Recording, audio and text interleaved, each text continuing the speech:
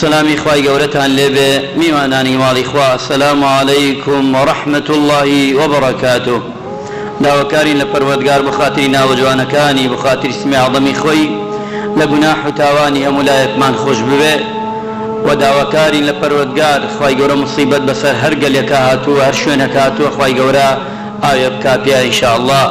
مسلمانە ئازیزەکان حەز دەکەم لە وتاری ئەمڕۆدا باس لەوە بکەین معلومی جەنابتانە هەمووتان دەزانن لە وڵاتدا و لە دنیادا ئێستا کەوا گەلێک قەومێک خەڵکانێکی هەژار خەڵکانێکی بێدەسەڵات ئەچەوسێنەوە لە بەردەم هەموو گیان و هەموو دنیادا.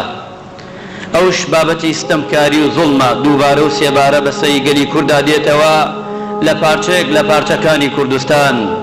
زۆر جار بەداخەوە داخی گرانم بەناوەی دین شۆکرێ داخی گرانم سەرێ سوورەتی ئەنفال بەسەرمان دەخوێنێ سەرەتی سوورەتی فەتح دەخوێنرێ سەرێکی تر بزان چی سوورەتێکی تێ دەخوێنێ بەسەرماندا.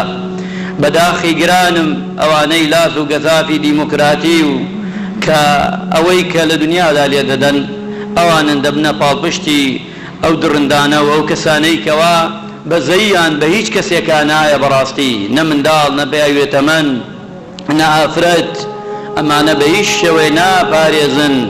ئێمە لە فەرمایشتی پێغەمبەری خوایە صلی الله علیه وسلم باسمان کرد فەرمومان پێغەمبەر گیان عەلەیهی سەڵات وەسەلام هەرچی کاتێ کەوا جەیشێکی بناردایە بۆ هەرچی شوێنێ وەسیەتی پێ ئەکرد ئەویت وریابان ئامان سەد ئامان مناڵ بپارێزن ئامان سەد ئامان پیاوی بەتەمەن و ڕیسپی بپارێزن ئامان سەد ئامان ئافرەت کە زەعیفەی پێ دەڵێن بیپارێزن. بەڵام لە ئێستادا دەبینی ئەوەی بەناوی ئیسلام وە دەکرێ ئەوەی بەناوی غەیرە ئیسلامیش دەکرێ هەمووی ئەمانە ناپارێزێ.